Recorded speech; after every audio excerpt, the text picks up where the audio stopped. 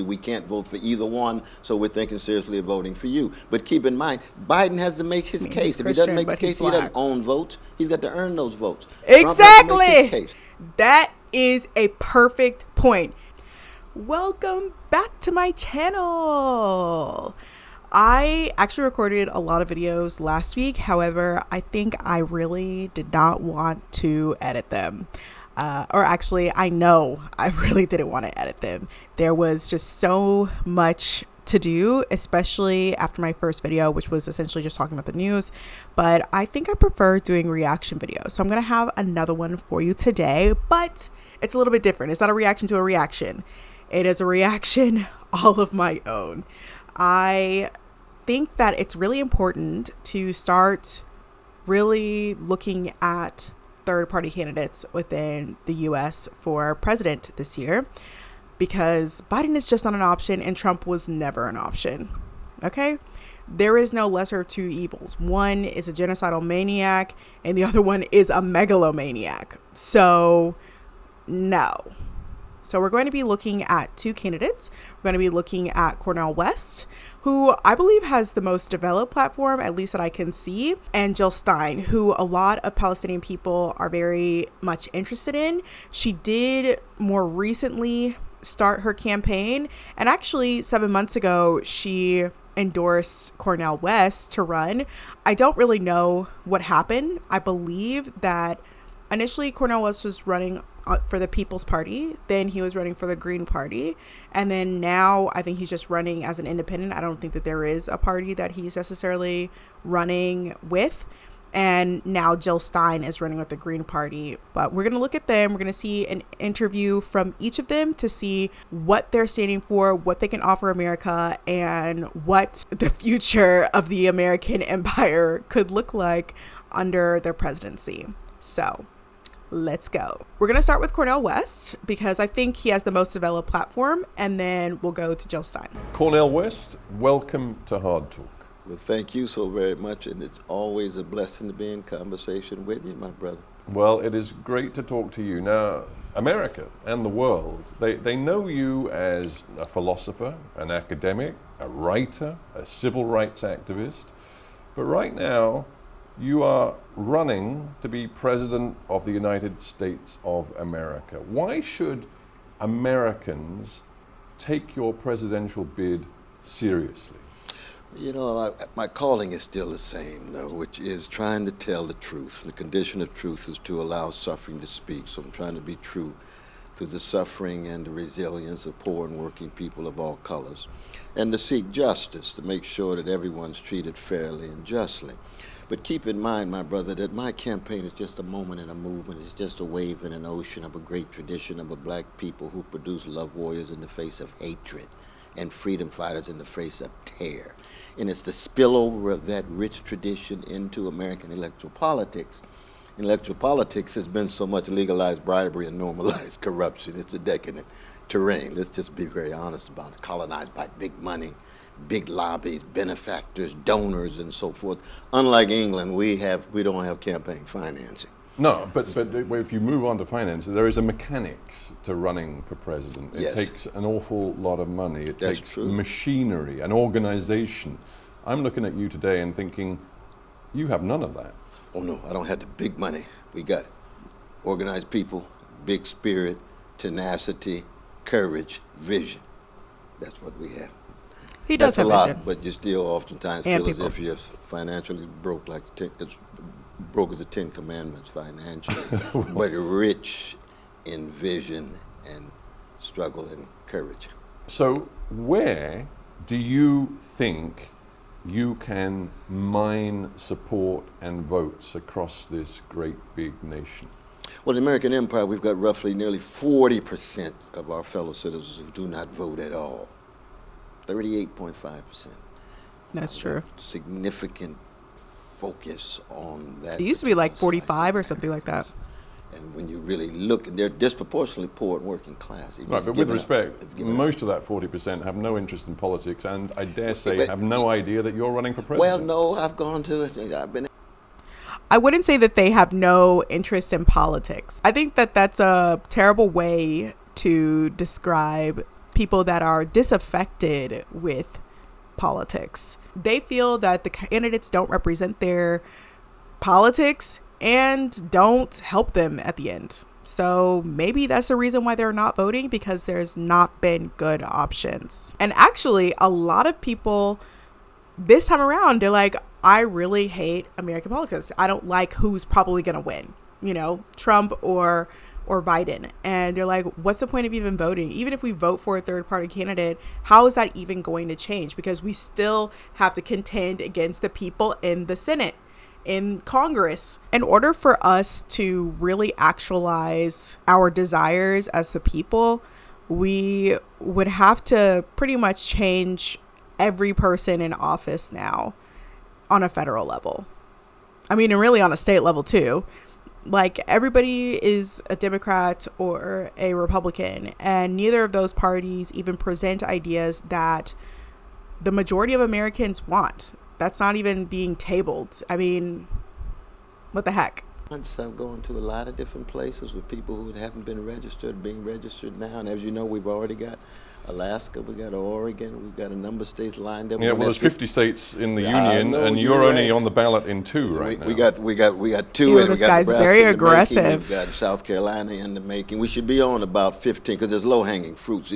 Part of the process is you can't even begin to collect your signatures until February, March, and April. So we should be on the ballot in about 30 by the summer, maybe 40-some by the end of the summer. So we're on the move. We're going to surprise a lot of people, my brother. I mean, the received wisdom that. about U.S. politics is that first and foremost, elections are fought and won on the economy, on the so-called pocketbook issues. But I've been looking at your pronouncements in recent weeks on the campaign trail, if I can put it that way, and much of your focus is actually on international affairs, particularly right now, a focus on your deep disquiet over what the US government is doing in terms of supporting Israel and its military campaign in Gaza. Do you honestly think that is an issue upon which Americans are going to decide their vote? Well, American people are very heterogeneous people, a lot of different voices, a lot of different focuses. For me, it's a matter of trying to speak with honesty and integrity, homogenous. trying to be morally consistent, because we've got a political system that is so shot through with rot, as it were. It's very Shakespearean. Something rotten in Denmark, something deeply rotten in Washington. So to try to raise the level and say, yes, when we talk about Gaza, we want to be morally consistent. We're against any form of genocide, any form of ethnic cleansing, any form of apartheid. When we talk about America, and I'm an abolitionist, about poverty, just like Martin King, right? I want to do away with poverty. I want to do away with homelessness and unhousedness. I want to do away with the inability of working people to actually live day to day with dignity. Most 62% of Americans live paycheck to paycheck.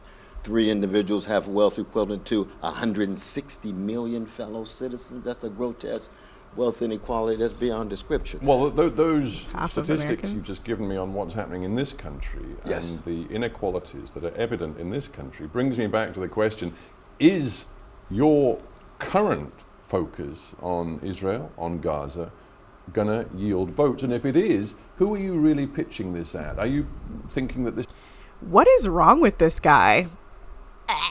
He's like disgusting. But I guess like it's good to kind of go up against these type of people. He goes, yeah, I think that this is an issue that's important to Americans. This is very important to, actually no, it's very important to the wide swath of Americans. 80% of Democrats want to see the cessation of war within Gaza. 60% of people want the ceasefire. I mean, come on. This is perhaps an issue which some of the polling suggests is of great interest to young Americans right now. There are also particular ethnic groups in this country. I'm thinking of Arab Americans who, again, according to the polls, are deeply unhappy with the policies of course. President Biden. Is that where you're looking? I mean, you're absolutely right in terms of those Disaffected persons who are voters deeply matter. upset. They make up a not just plurality Trump, but of the votes Biden's got in an abandoned America. Biden Or well, at movement least they used to. among He said many Arab 38.5 Muslim now. But communities because of it was about Biden's 45 before. enabling of genocide there in Gaza. Yeah, I mean, but for me, I don't really speak just I need to hold you to account for all the words you use.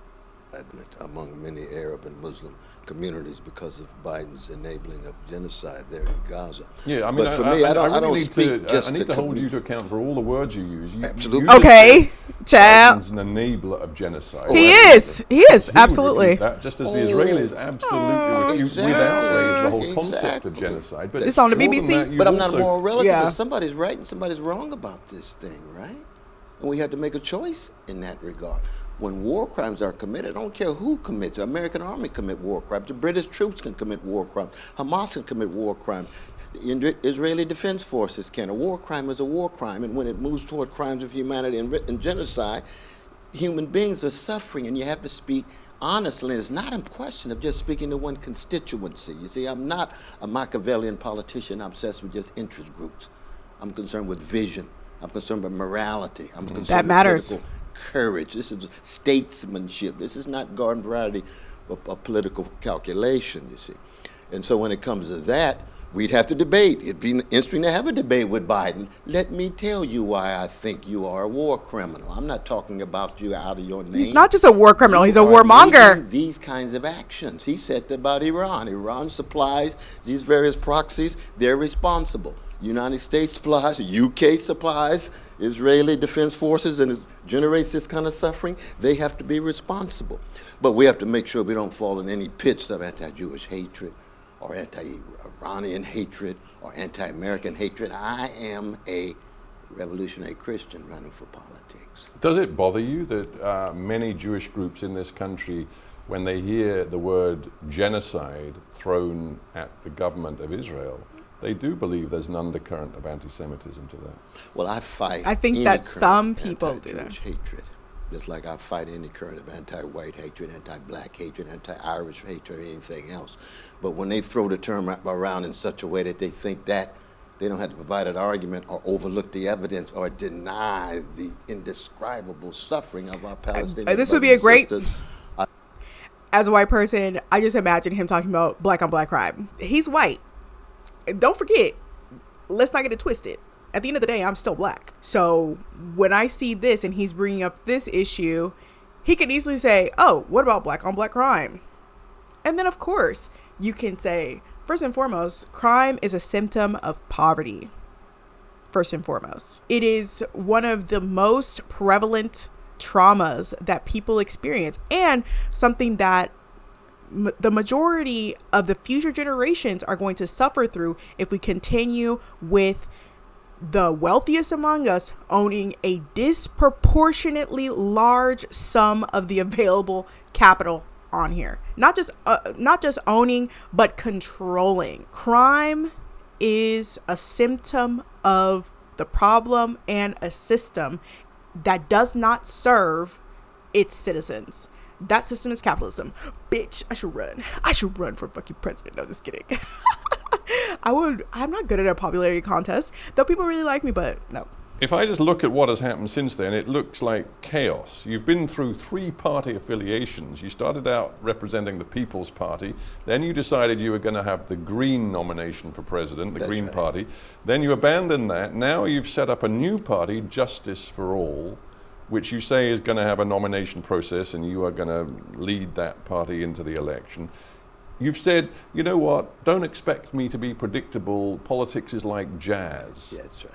But that isn't really the way it works, is it? Well, if you're part of the establishment, you're liable to be a little bit more consistent because you have millions and millions of dollars coming at you with experts who are eager to become part of your campaign. When you're an independent jazz man like me, those are first takes, second takes, just like in the studio, because it's something new. But the consistency is same calling, same vision, and looking for ways in an improvisational, flexible, protean way. Well, Looking for ways to not just survive, but thrive. We I are tell you what. thriving now. We're thriving now, my well, brother. yeah, but you talk Oh, about yeah. consistency. Where's the consistency in a guy who famously said you're more likely to find me in a crack house than the White House, now saying you actually have an ambition to be in that White House? Oh, no, You've always dissed it as a seat of corruption. Yes, it is a seat of corruption. See, the consistency is in the crack house, you'll find some precious human beings who are addicted to something over which they Does he have think no he's control. Jesus? In a White House, you'll have deep corruption tied to money, and it's still there. And my attempt is to make it to the White House, call into question that corruption, and be head of an empire to do what? Dismantle it. 800 military units around the world, 130 special operations in countries.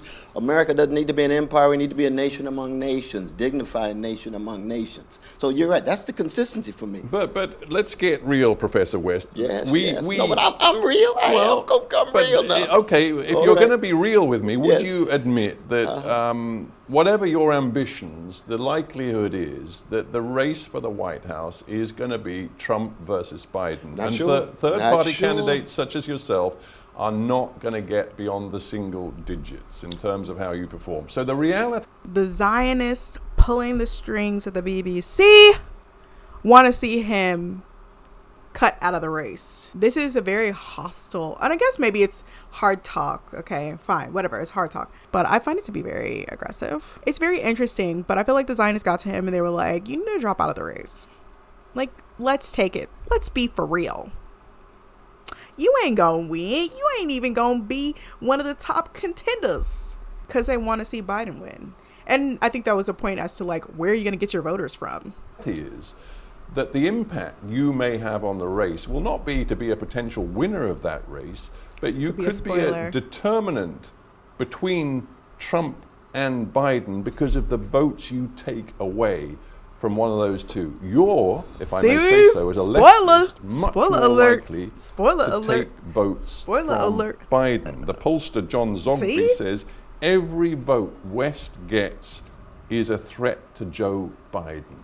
Do you I acknowledge don't that is the care. reality? No, that's not. There's a Joe number of Biden shouldn't be conservatives president. You saw the piece of Newsweek, the conservative case for West. There's a number of conservatives coming to me and say, we like your vision and integrity. We disagree with your policy. We can't vote for either one, so we're thinking seriously of voting for you. But keep in mind, Biden has to make his I mean, case. he's If he doesn't Christian, make the but he's case, he doesn't black. own votes. He's got to earn those votes. Trump has to make his Exactly. case. That is a perfect point.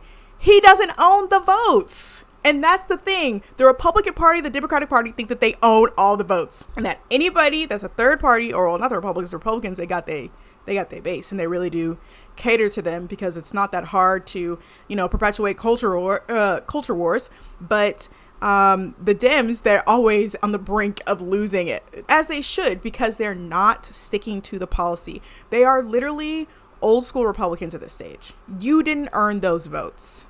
People are voting for you by default because they don't want to see Trump. We realize that shit doesn't work because we're in a war we don't want to be in, or supplying a war that we don't want to supply. Stop it. Do what your constituents want, and then you'll get the fucking votes that you want. How about that? Instead of saying, oh no, the Republicans, they stopped me. Oh no. Da, da, da. I mean, you said you're going to forgive student loan debt. Then you said, okay, actually, we can only do a little bit.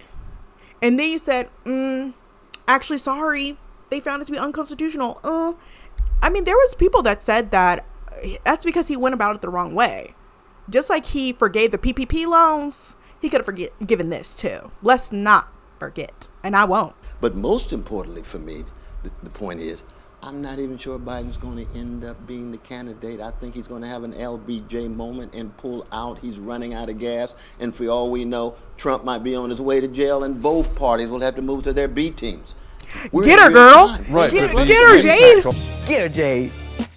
On the race as a Republican-Democrat race of a Cornel West candidacy remains the same. I just wonder whether you ever listen to your friends. Oh, Let I me do. quote to you I one do. friend of yours, an advisor of yours, a guy you've been close to, Bernie Sanders. Oh, I love Brother Bernie, but he could be wrong. But Well, tell me listen what to he what said. Brother He is Bernie wrong. said. What is what Brother Brother said? Bernie said this. He said, I disagree with my good friend Cornel West. We are living in really difficult times when there is a real question whether Bernie democracy Sanders, itself at the end of the is gonna day- remain in the U.S. I think, says What Brother a fucking Bernie, disappointment. we've got to bring the entire progressive community to defeat Trump and support Biden. Progressive is just a re-energized term for liberal. I mean, it's pretty much like a 1960s liberal because, like I said before, the Democratic Party has become just like old school Republicans. That's how far right the Democratic Party has gone. Not to say that it was ever a left-wing party. it's considered left because it is left of the Republican Party. Relative to the Republican Party, yes, it is left. But just because you're left of something does not mean that you are left wing. Okay, the Democratic Party is a right wing party. It is a conservative party. In any other country, it would be considered right wing. And actually, the Liberal Party is considered to be the right wing party in pretty much every other country. So let's think about that. It's called right wing ratcheting. This lesser of two evils is some bullshit, and I'm tired of it. I do not think, in fact, that a weak, milquetoast neoliberal president like Biden, who engages in militaristic policy abroad, is going to be a defender of democracy in the way in which he's not. He's not going to redeem the soul of the nation. You don't redeem the soul of the nation by enabling genocide. And that is the theme of Martin Luther King Jr. when he founded his organization, Southern Christian Leadership Conference. What was it? To redeem the soul of a nation. Well, you see, that's my tradition. That's the legacy of Martin. To use the same language of Martin and then still to engage in that kind of barbaric activity in not just the Middle East, but even his ties to Wall Street. You keep bringing it back to the Middle East. No, not just Middle East. We're talking about poor and working people in America. I'm rather keen to talk about America. I'm looking Absolutely. at things that Biden prioritizes: abortion and a woman's right to choose. That's a positive thing. That's actually hilarious because he could have codified Roe, but he didn't. Oh, the Republicans. I mean, shit. I'm tired of these motherfucking excuses. Get something done. Like Trump said, under the Democrats' leadership, the economy does pretty well. And it just seems that the economy does better under the Democrats than the Republicans. That's for a reason. He is a neoliberal. The economy is not an indicator as to whether or not people's lives have improved.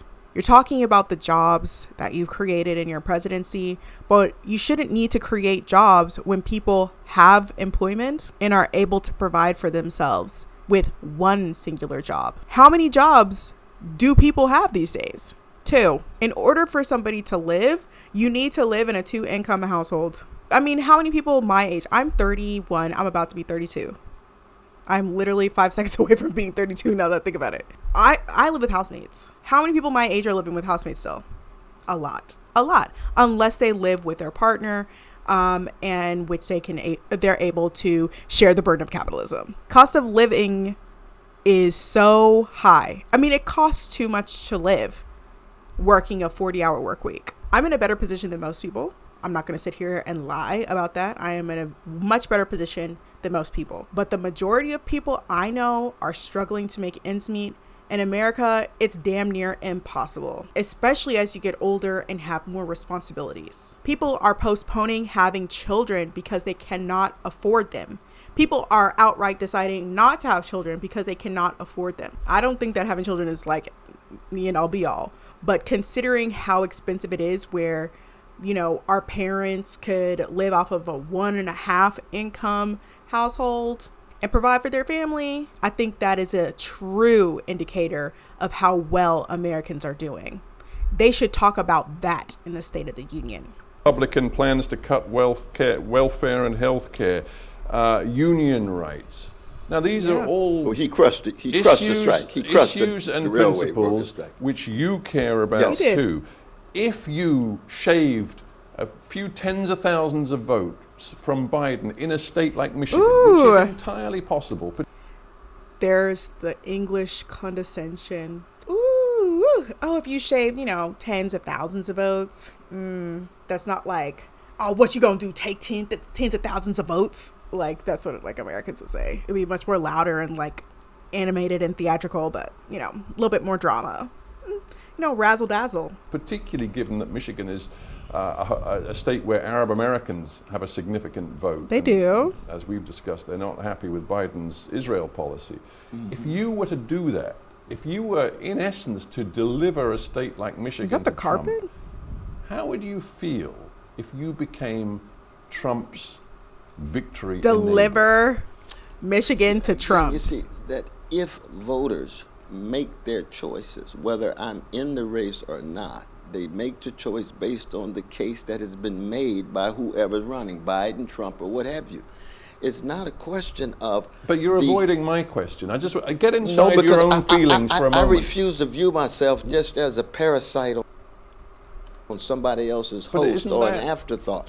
I have my own views, my visions, my practice, my witness, and I pursue it. If that is viewed solely through the lens of whether I'm helping or hurting somebody else, that's already viewing myself as so marginal and an afterthought. No, not at all. These are That is an excellent point. You didn't win. If you didn't win Michigan, you didn't win. You didn't win because somebody else did something to steal something from you. Like he said initially, I ain't stealing no votes from nobody. He don't own the votes. They're votes you could have had, but you didn't get them because your policy is shit. Your platform is shit. You are still sending money to Israel. Executive order this. Executive order that. You get that AIPAC money and you are right. You make your investments and all of these weapons manufacturers, you making money left and right. And that's all you're worried about. And then if you don't get to be president because people decided to vote for somebody that they actually believe in, as opposed to voting under duress, which is what you guys have been forcing us to do. When you tried to force us into voting for Hillary, and then now you come up with Biden, who, I mean, honestly, the man has dementia. Let him have his rest. He deserves rest at this time in his life. But y'all still pushing him out there. His cognitive abilities have declined to that point, and he is not going to submit himself to a cognitive test or whatever it's called, or something like that. And you still are peddling him out there because you don't have any other candidates that represent the party's will, not the people, but the party's will. And that is the problem. So he can't steal votes you never had. He provides a place for those votes to go, a better option to whatever it is, or a better option to them than whatever it is that you trying to offer to us. Okay, whatever shit you're trying to shovel into our mouths. Let me ask you a broader question about what is going on in America's culture right now. Let's start with political culture. Right. Basic question. Why is America looking more and more like a gerontocracy with a choice between Biden, who's 81, Trump, who I believe is 77, with other key political figures like Mitch McConnell, leader of Republicans in the Senate, who is... Well, Now Mitch McConnell, child. And a string of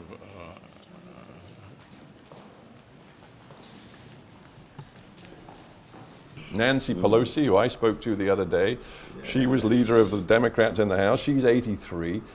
Why is America not capable of finding leaders who are not old? It's a wonderful question. It's brother. not It reminds me of the Roman that Empire, we can't. Military overreach, Is that corruption of these- elites, helplessness of Let me not say another word.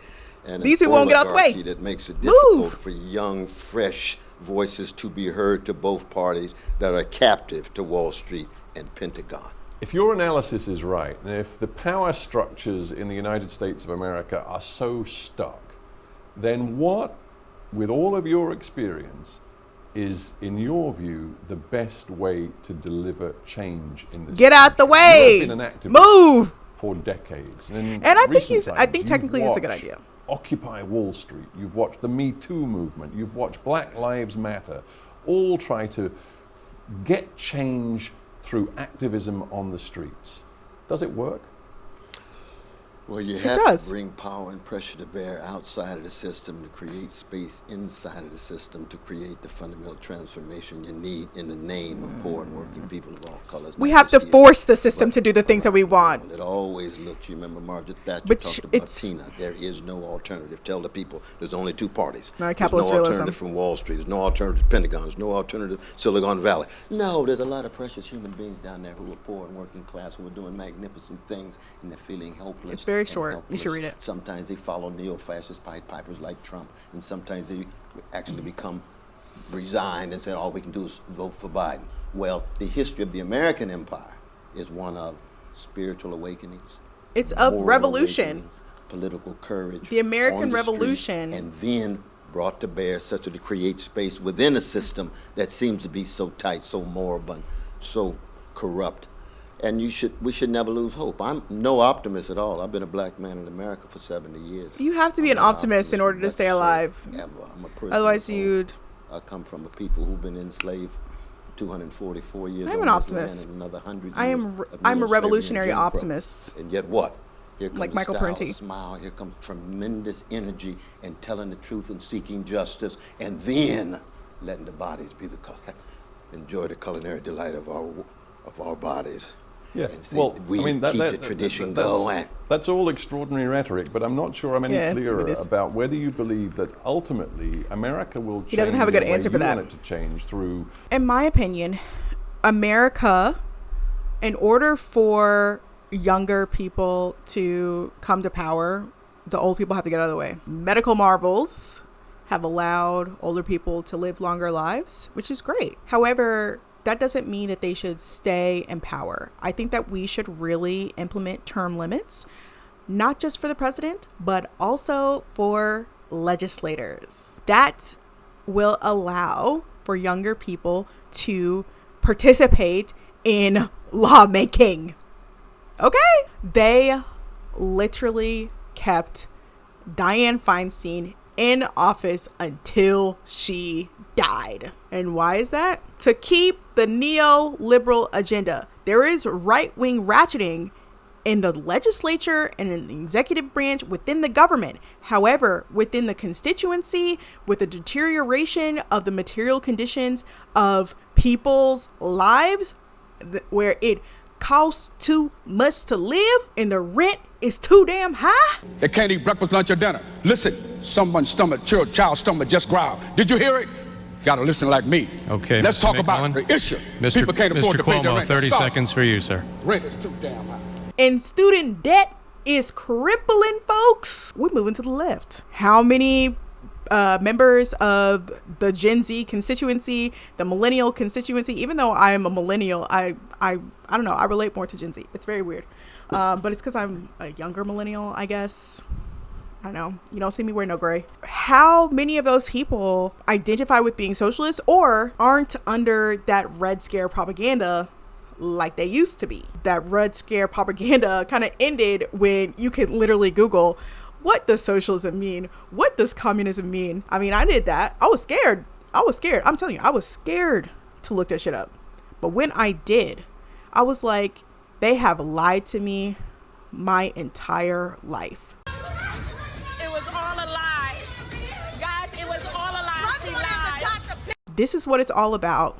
Then that's what the fuck I want. And even if it doesn't work the way that we thought it would, time continues and we can still try. And at the core of these ideas, socialism and eventually communism, it's inherently good. The motives are good. The motives are for the people, and they put people and prioritize people over profit. Street activism through civil disobedience, or will it change because there are some politicians who will achieve power who are genuine in their desire for real radical reform in this country? Oh, it's always both, my brother.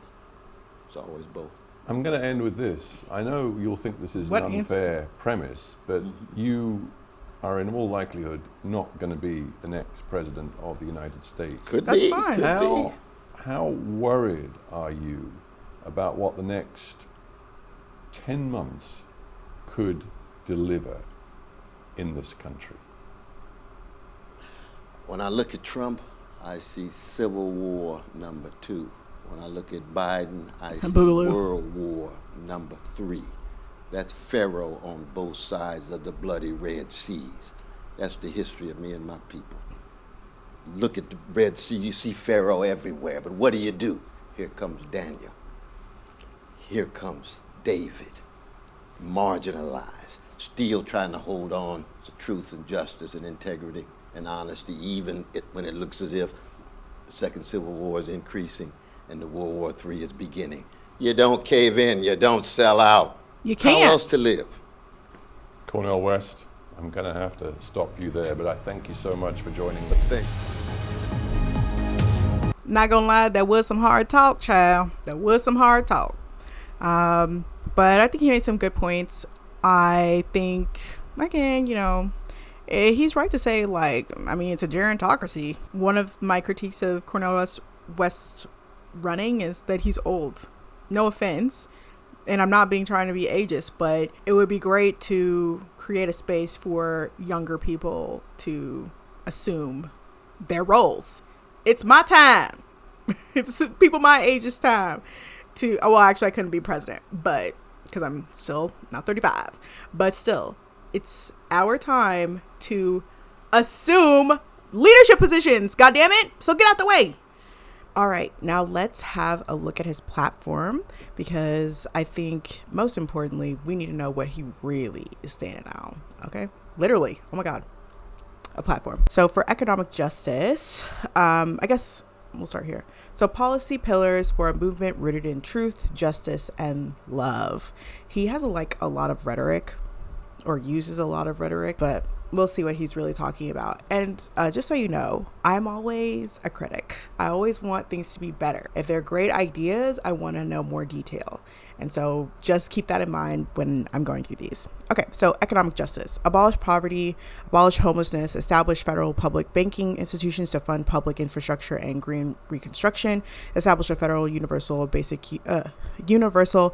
income commission, while tax on all billionaire holdings and transactions, and all tax loopholes for the oligarchy, national $27 minimum wage with special consideration for specific geographies where $27 per hour would not be a family sustaining wage like San Francisco. Mandatory minimum of 6 months of fully paid parental leave, ensuring families sustaining and living wages for all disability benefits, national jobs program to assure full employment to every person, increased federal support for businesses established as worker-owned cooperatives and other alternative worker models, right to quality for affordable housing by eliminating coverage gaps, end of Wall Street's mass real estate holdings, and the marketization of human rights. I'm assuming that means the marketization of housing, because housing is a human right. Break up monopolies, including big tech, ban corporate stock buybacks, and the use of credit scores for all decisions associated with finance, housing, or employment, ban stock trading for government officials. I think these are really great. I would like to know more details on things like abolish poverty, abolish homelessness. Like, I understand maybe some of those things are kind of redundant. So obviously putting up $27 minimum wage, that's one element. Any the marketization of housing, one of our biggest expenses. I understand those things. I would like to know specifically. I believe on here he talks about in tax loopholes for the wealthy. What tax loopholes are you talking about? How are you going to do that? How are you going to implement that? Look into those type of things. It's very important. As well as I think that these are really great things. I think it's a great jumping off point, and I think I would pretty much put those on my platform if I was running. Child. But I want to see the implementation. Do you have a bill ready? Do you where is this legislation that we need to eliminate, and how are you going to do it? Executive order this, executive order that, or are you going to be working with obviously legislators? Though more than likely you're not going to be able to do it, considering that, I mean, it's specifically the marketization of housing. Those people, they are landlords. And, Bernie has been an incredible disappointment throughout this entire genocide that is happening in Gaza. But I think that, one of the good things about his campaigns from 2016 and 2020 is that he used it as a way to express ideas and to tell people how to do that. And in reality, as a leftist, as a socialist, you understand that, our revolution is not going to happen at the ballot box.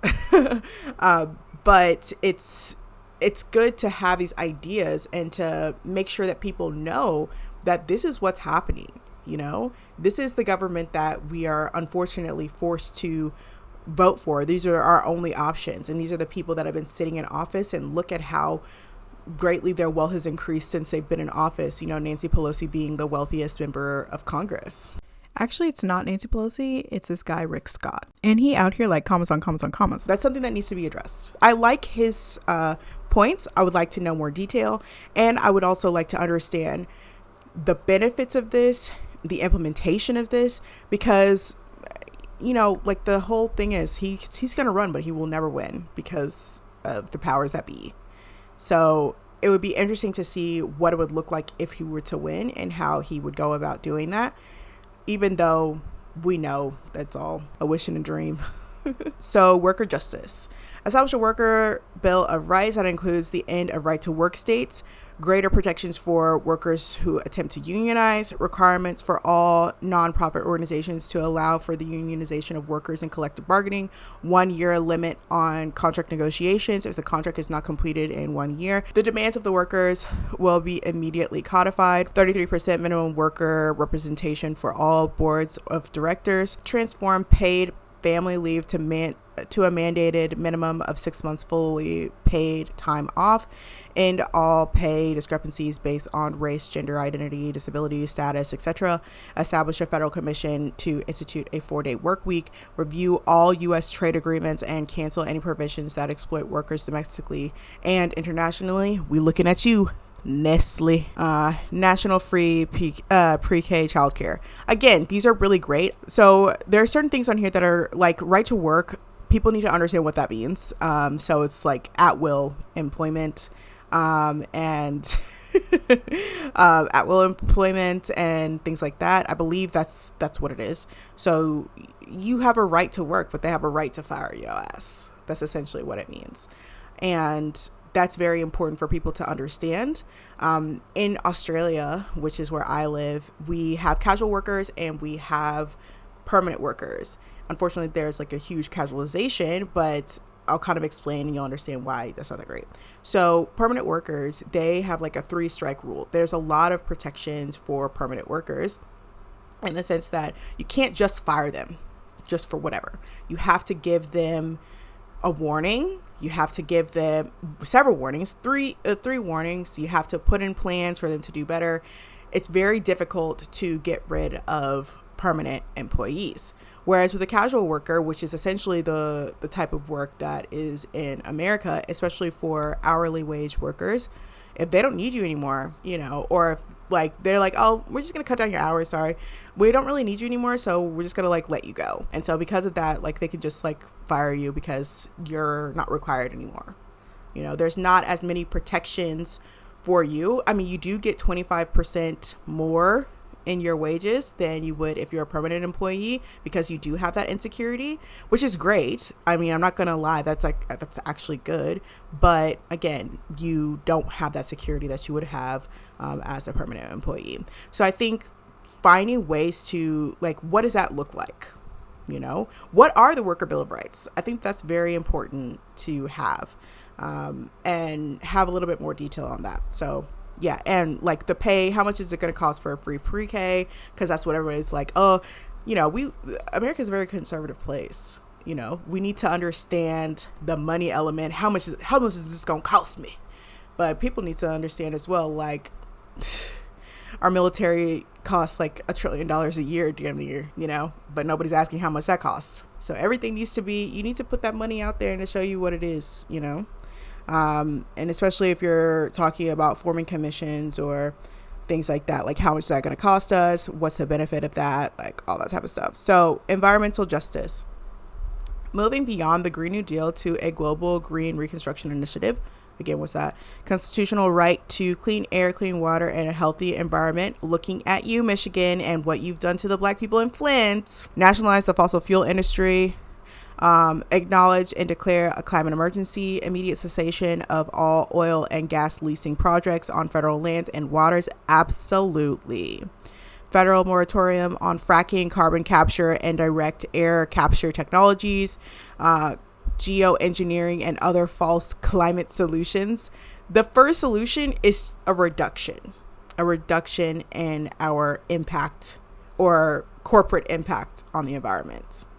I'm looking at you, Raytheon. I'm looking at you, all of these weapons manufacturers that are giving, not giving, because they're not giving, they're getting paid, selling things to America, who gives weapons to Israel. Okay, looking at you and the carbon impact of this genocide in Gaza. Climate reparations and and contribute fair share to the Global Loss and Damage Fund. I don't know what that means, but again, I think like there's a lot of climate racism, and the Black people that are in these zones where they don't give a fuck about them and their physical well-being, that needs to be addressed. Okay. Justice for Cancer Alley. There we go. Cancer Alley and other energy and economic sacrifice zones.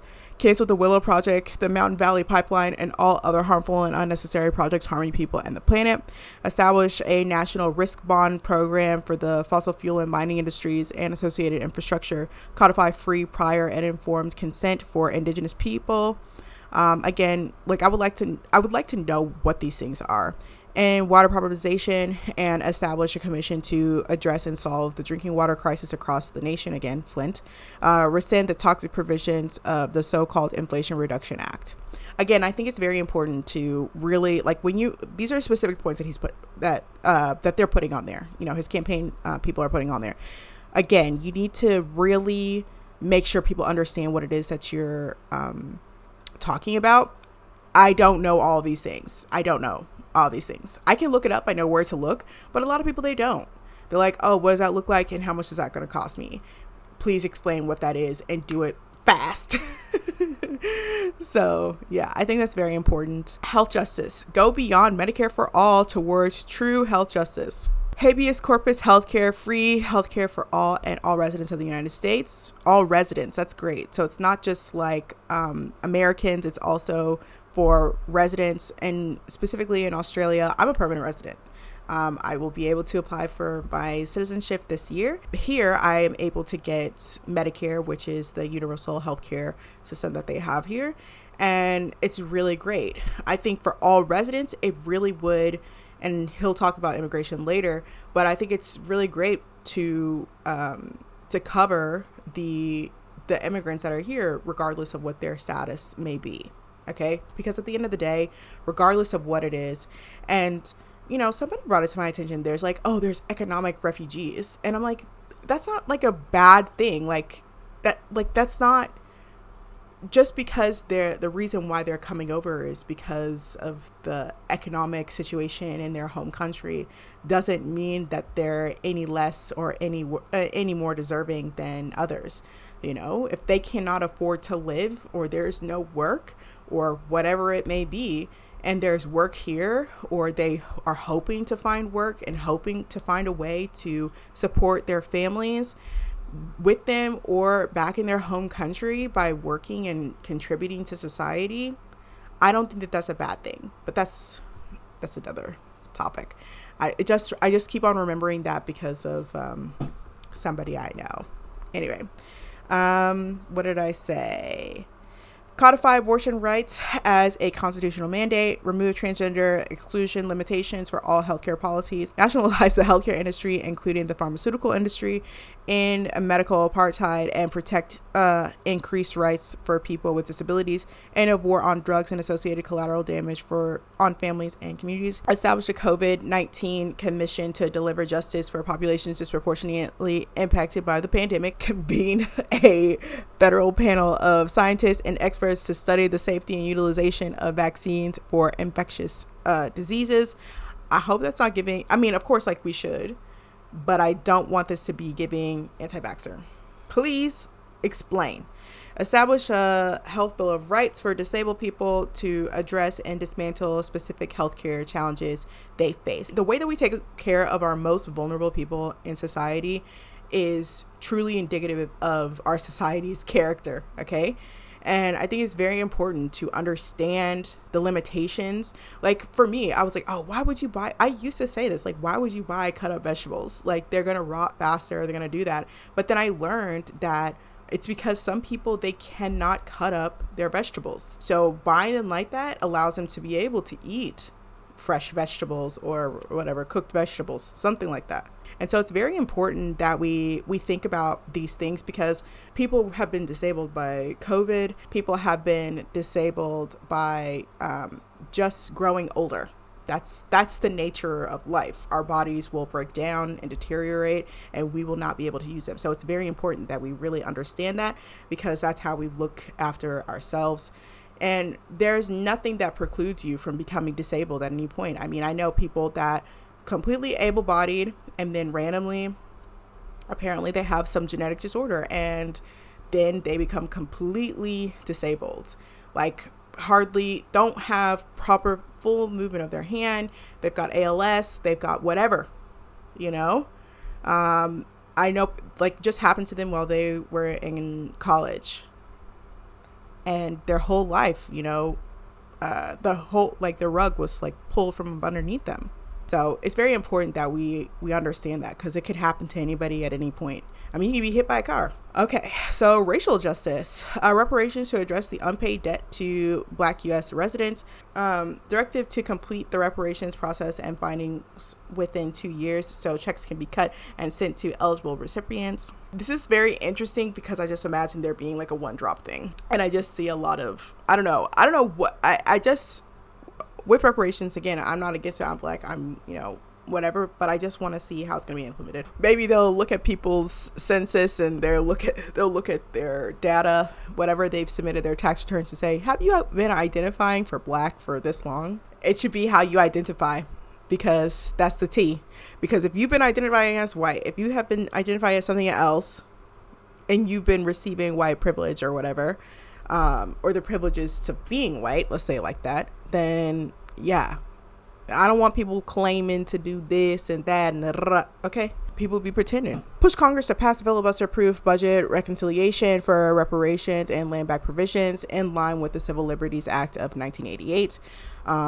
End mass incarceration, codify voting rights for all incarcerated people, and immediately reinstate voting rights for all returning citizens. Address the disproportionate mortality rate for Black pregnancies. Require public review commissions for every police force in the nation. I think it's defund. Okay. Abolish. Reinstate Section 5 of the 1965 Voting Rights Act. Again, please explain that. Establish a land back commission to explore and address brutal land theft and attempted genocide of and broken treaties with indigenous peoples. It's not attempted, it is active genocide. Under the Genocide Convention, it would be considered to be genocide. It's not attempted, it was actual. Just because not everybody's dead doesn't mean that, you know, it didn't happen. Full use of the federal forces to investigate and end the epidemic of missing and murdered Indigenous women. Codify the Justice for Black Farmers Act for immediate execution. Again, like I said, you need to explain or have links. That'd be great. Transformative justice. Protect free speech, enforce whistleblower protections, and stop the persecution of those who expose government corruption. Shut down Cop City and plans for similar facilities across the nation. End mass incarceration and prison industrial complex. Redistribute police funding to unarmed community-led forces. Eliminate crowded prison facilities by developing alternatives to incarceration. Prisoner Bill of Rights that include a right to humane treatment and humane living conditions for all correctional facilities. Abolish the use of solitary confinement. Absolutely. Investigate and end sentencing discrepancies based on race, ethnicity, and class. Ban the death penalty, life without the possibility of parole. 3 strikes laws, mandatory minimums, and sentence enhancement politics. Restore voting rights for people with criminal records, including those who are currently incarcerated. Confiscate all military equipment from civilian police forces, and prohibit all police training programs by military forces, including but not limited to the IDF. Voter justice. Make Election Day a national holiday to increase voter turnout and to foster transparent and robust voting process. Establish automatic voter registration, same day registration, and the option to use vote by mail for all eligible voters. I don't understand why you have to register to vote. I think that that's like absolutely ridiculous. Create a federal democracy commission to investigate and eliminate undue ballot access impediments for non-duopoly candidates. Promote ranked choice voting across the nation. We have that here. I think that that's very important because then you don't have to vote under duress like you have to do in the U.S. It's very annoying. And lifetime appointments for Supreme Court justices by imposing term limits. Prohibit donation contributions to any judge at any level of the government. And enact national ban on all former elected officials acting or working as lobbyists. Yes. Establish term limits for all elected officials nationwide. Absolutely. Education and justice. Center public schools and reduce the need for charter schools in the nexus of quality education and tax base. Actually, you should just, with the charter schools, what you should just do is make them public. In the nexus of quality education and tax base, there is no reason why a public school in Beverly Hills should be better than a public school in Lowndes County, Alabama. Free tuition for all state and community colleges. Minimum wage of $80,000 for all U.S. public school teachers, K through 12. Dismantle the school to prison pipeline by removing police and so-called school resource officers from all public schools. Cancel all student debt. Reinstate the fair use of race, ethnicity, and class as a factor for admission to secondary schools and universities. Abolish state laws that limit or remove the full and accurate accurate study of the U.S. history. Increase federal funding for historically black colleges and universities and tribal colleges and universities. LGBTQIA justice in the unwarranted, unnecessary, and dangerous assaults on transgender people, gender affirming standards of care and trans people in public life and institutions. Codify an equal rights amendment for LGBTQIA. I know that there is an ERA. I don't know if that includes them. National ban on any and so-called don't say gay laws and all other anti-LGBTQIA laws. Absolutely. Gun violence justice in the gun violence epidemic. National gun registry database for all civilians, similar to the Resource Conservation and Recovery Act database for hazardous materials. Well, that, but also, like, I mean, when you check somebody's driver's license, come on. Establish similar requirements for all driver's licenses to gun ownership. Okay, I see what you're saying. Gun registry database, and then there's the gun ownership database. Why don't you just make them the same? And you can connect it to the driver's license, because usually those people have licenses, because you don't have public transportation in the U.S. You have to drive everywhere. Drastically limit the number of sales at gun shows, or why don't you just not allow people to buy at gun shows? You can order, but you cannot buy. National red flag law that expedites the process of gun confiscation for individuals who pose a danger to themselves and communities. Immigration justice. Massive investment in transforming immigration policies to create a broad legal pathway for residency that centers compassion, morality, dignity, and ethics in crimes against humanity for immigrants and their families. No separation of families, no children in cages. Cut red tape and delays legal pathways to citizenship and permanent residency. I think that's what I mean. Accountability for the U.S.'s role in exacerbating the migrant crisis. True. Abolish ICE and demilitarize the southern border. I mean, we about to close it, child. Biden about to close it. So, enforce international and national laws that allow for asylum seekers to enter the country without delay or prejudice, period. All right, last one. Global justice. Dismantle the U.S. empire, slash the bloated U.S. military budget, disband NATO, expeditious and responsible closure of global U.S. military bases, AFRICOM, etc. Global cooperation in lieu of full spectrum dominance.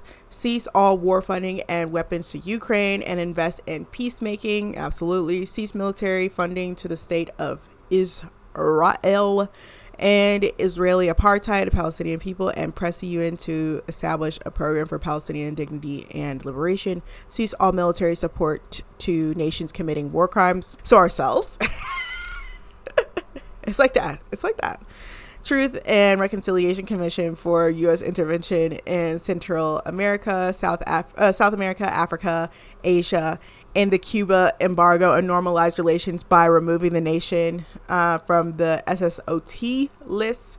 No intervention, military or otherwise, in Haiti. I mean, we already assassinated their president, I believe, a few years ago. We don't need to really do anymore.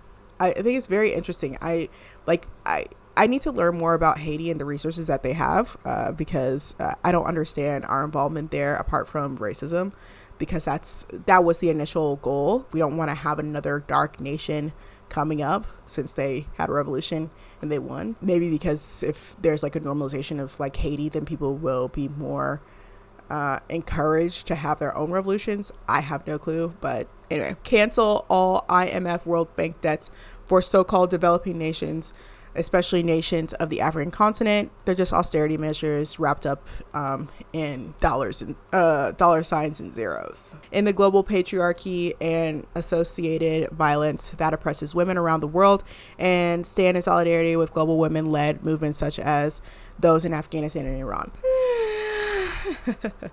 There's a lot of things here. These are big goals. Obviously completely like out of the question, and I think that they're great, but they're out of the question. Let's be real. I think that we need to also have like things that we can do if you were in office, and that would definitely help put you on the people's mind and be like, oh, okay, we can do that. I think it's great to have ideas and for people to understand like what America does do. But I think it's more important to, like, if you really want people's votes, you need to understand what it is that you can do and what you would actually do while in office. So yeah.